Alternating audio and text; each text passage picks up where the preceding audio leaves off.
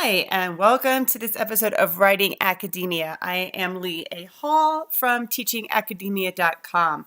And what we're going to be doing in this series of videos is talking about revisions, okay? And specifically, while I'm going to talk to you a little bit about what it means to make revisions before you submit, what we're really going to be focusing on is when you get a letter back that says, you need to make revisions, right? It's a revise and resubmit, or maybe you're really lucky and it's an accept with revisions.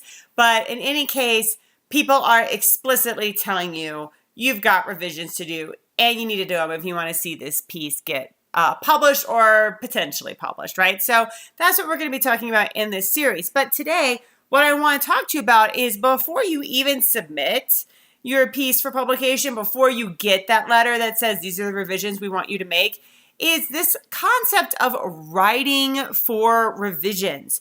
And so what do I mean by that? So I think a common, I don't want to say misconception, maybe a common hope, a common dream is that we are writing for acceptance, right? We're all writing for publication, right? We want our work to get published. But then when you think about that and you think about the different tiers that you move through in terms of getting something accepted for publication in academia, while you have it accept at the top and reject at the bottom, you've got revise and resubmit, you've got accept with revisions. I've even seen something called reject and resubmit, which we're not going to talk about. It's absolutely horrible, I think, but you have to make revisions, okay? So when we submit something to a journal, I am never, and I would never advise anybody to think this. I would never try to write my piece so that it comes out as accept or accept with revisions, because that's not statistically possible. I mean, it happens, but the idea, the likelihood that it's going to happen to one of us is slim to none. So let's just get rid of it, okay? Don't worry about trying to write for an accept. Don't worry about trying to write for accept with revisions. Your goal is to write for revise and resubmit. Your goal is to not get rejected. Now, will rejections happen? Yes, they will. They are still going to happen, okay? But the goal is to write and try to hit that revise and resubmit. So so that's the first point here, is you're always going to have revisions. So just accept it. And then when you go to submit your paper, try to hit it for that spot of revise and resubmit, okay? And the more that you stay in the game, the more that you write, the longer that you're doing this, what I have found is it's easier to hit that spot, all right? I'm a full professor. Rejections are still going to happen to me, but they're less I get them less often now because I know how to hit that spot, okay?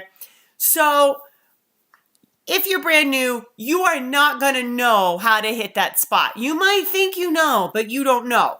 So here are some tips for you in terms of writing for revisions, okay?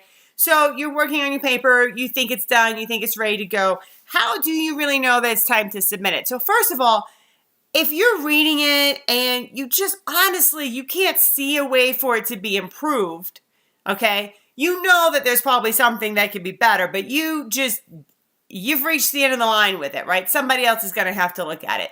That could be a good sign that it's time to submit it. But if you're brand new, you don't have what I call the publication radar developed, right? You don't really know if it's ready for submission, okay? You don't really know that if the odds are good that you're going to get a revise and resubmit over a reject.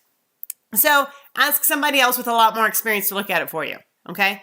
And believe them if they say it's ready to submit. And believe them if they say, no, don't do this yet. Clean it up. Here are some revisions, okay? Because your goal is ultimately to not get rejected, all right?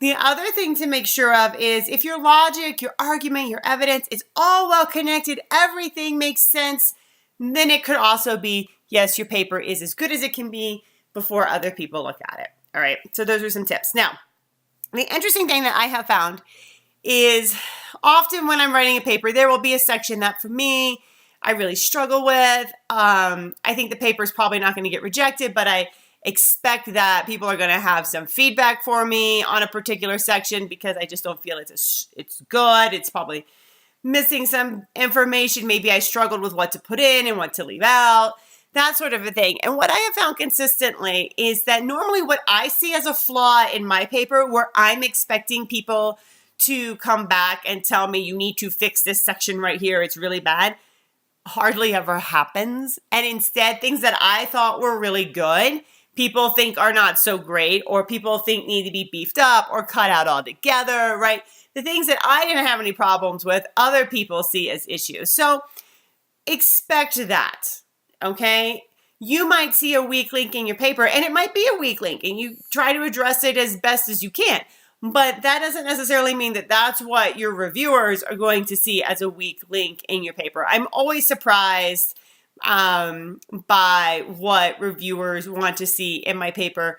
And I'm also always surprised by what they don't have a problem with, right? There are things in my paper that I think are just, I kind of slid them through because I was done. I was ready to, submit it already, get it out the door. It's good enough. And somebody's going to come back and tell me they have a problem with something, and I'm expecting it. I'm waiting to hear it. I'm just sort of putting off dealing with it, and nobody says anything.